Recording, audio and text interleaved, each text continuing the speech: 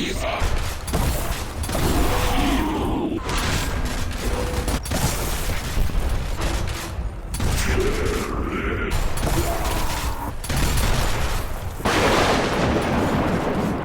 everybody, welcome back to Dudema Gaming. Today we're going to do a review of Gears of War Ultimate Edition for Xbox One. But this is only going to be the multiplayer portion of the game. The single player is fine and all, but it's not really my thing.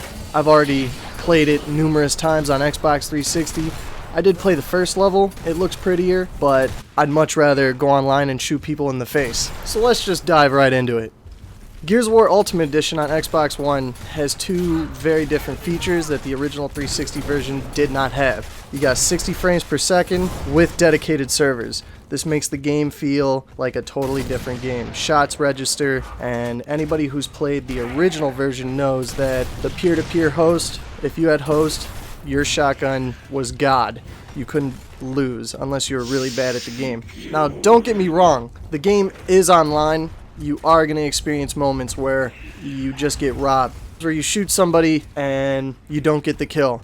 You're going to shoot someone in the back and you're not going to get the kill. It's really not the game's fault.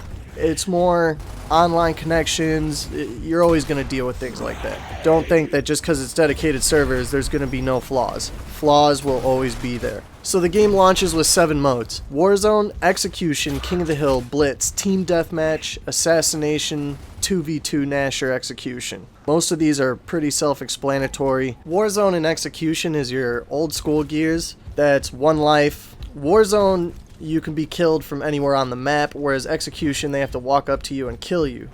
Execution, you can also get up without being revived from a teammate. If a certain amount of time goes by and they don't come up and execute you. King of the Hill, the way it works is your team gets respawns, an infinite amount of respawns. You have to capture the hill, but when you capture the hill, you don't have to stay in the hill. So once you capture it, you guys can go to different choke points to prevent the enemy team from being able to even touch the hill. If they touch the hill once, you lose the capture, so this gets pretty chaotic.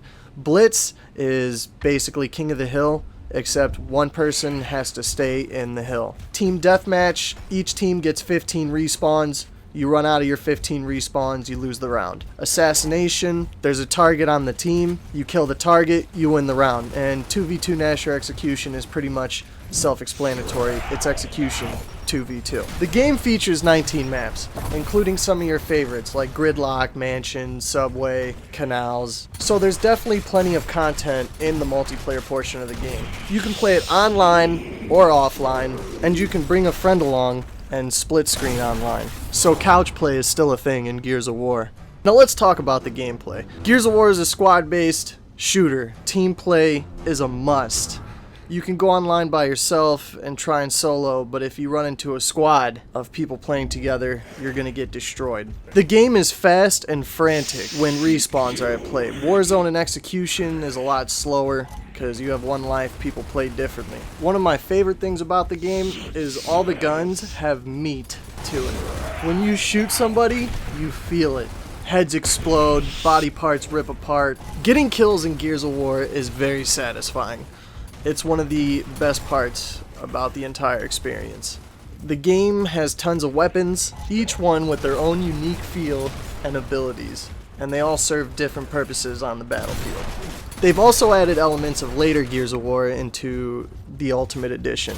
You can now spot enemies by clicking the right thumbstick in. They also brought in the Gears of War 3 leveling system, where as you play the game, you earn experience. As you earn experience, you earn levels. As you earn levels, you can also unlock different playable characters in the game. The characters are completely aesthetic, but it's a nice touch. Ultimately, this is a good entry in the series to get into for newcomers and veterans alike. Many of us, this is the first Gears that started it all for us. At the $40 price point, it's definitely well worth it just for the multiplayer alone. The single player is a nice bonus. Also, with the inclusion of backwards compatibility for Xbox One, if you play Gears of War Ultimate Edition online before the end of the year, you will receive Gears of War 1, Gears of War 2, Gears of War 3, and Gears of War Judgment. So that makes the $40 asking price of the game well worth it. Here at Dudema Gaming, we're not really sure what we're doing This is our first review. We have no idea if we want to do scores or buy it. So I'm just going to say buy this game. I would play it all the time. I play it all the time. You will play it all the time too. It's a great game, great value, and as a nice bonus, you get beta access to Gears of War 4, which we're all looking forward to. So I definitely recommend that you buy this game. Remember to rate, comment, and subscribe, and thanks for watching. Buy it. Do it now!